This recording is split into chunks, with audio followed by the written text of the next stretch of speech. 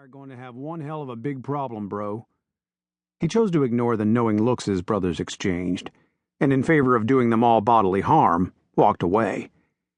For one thing, he didn't want to ruin Sam and Bria's reception by getting into a knockdown, drag-out brawl. And for another, he made sure he never raised a fist in anger to anyone for any reason. He'd been down that road once, when he was a teenager, and the results had damned near ruined his life. He wasn't going to risk going down it again. "Ryder?"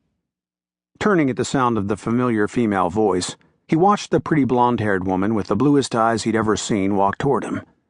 He and Summer had been best friends for the past few years, and although any man would be lucky to call her his woman, Ryder had avoided thinking of her as anything but his friend. Anything more between them, and he would feel obligated to tell her the reason he had finished growing up at the Last Chance Ranch. That was something he didn't care to share with anyone, and why he didn't intend to enter into a serious relationship with any woman. Some things were just better left buried in the past. Besides, he didn't want to take the chance of losing the easygoing friendship they'd forged by becoming romantically involved with her. He suspected she felt the same way.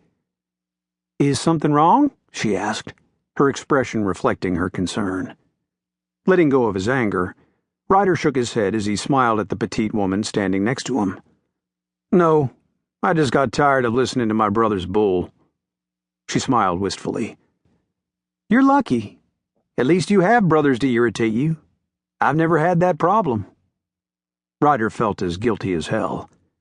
As aggravating as his foster brothers could be at times, there wasn't a doubt in his mind they would all be there for him no matter what, the same as he would be for all of them.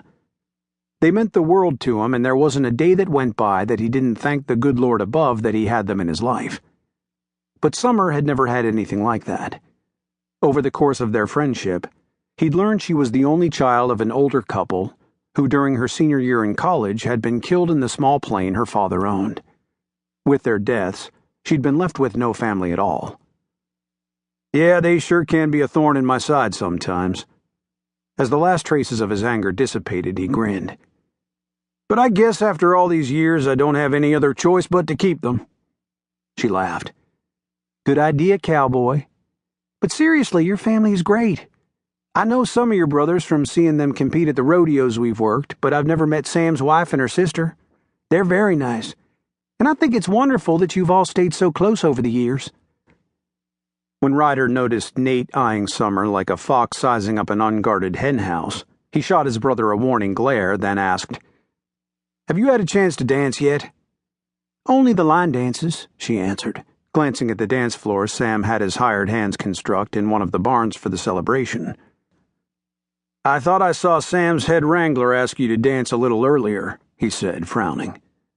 "I suppose he was nice enough," she replied, shrugging one slender shoulder. "But I wasn't in the mood to dance then." "Well, if you don't mind a cowboy with two left feet and the worst sense of rhythm this side of the Mississippi, I'd be honored to stand in one spot with you and sway in time to the music," he offered. Her eyes filled with humor. "I thought all Texas cowboys took pride in sashaying around the dance floor doing the two-step or the stroll." "You know me better than that, darling." As the band started playing a slow, dreamy country tune, he shook his head in mock disgust and placed his hand to her back, guiding her out onto the dance floor. "This is one Texan who doesn't sashay, prance, or shimmy anywhere, anytime, ever." "I beg to differ with you," she murmured, placing her hands on his biceps when he rested his at her trim waist. "I've seen you when you're dancing with a 2,000-pound bull. You have some pretty smooth moves, cowboy." "That's because it's my job." He shrugged and tried to ignore the warmth of her soft palms burning his skin through the fabric of his chambray shirt. "If I don't get those old bulls to dance with me, a bull rider gets run over." "Don't you have a degree in ranch management?" she asked. "I would have thought you'd be content to stay home and run your ranch instead of traveling around the country playing chicken with a bulldozer on hooves." "Yup, I'm a proud graduate of Texas A&M. He put himself between her and a couple enthusiastically two-stepping their way around the dance floor in an effort to keep them from bumping into her. "But I have a good, reliable foreman I pay quite well to check in with me several times a day. He gives me a full report on... To keep listening to this audiobook, I've left you a link in the description so you can do it, at no cost thanks to Audible's 30-day free trial.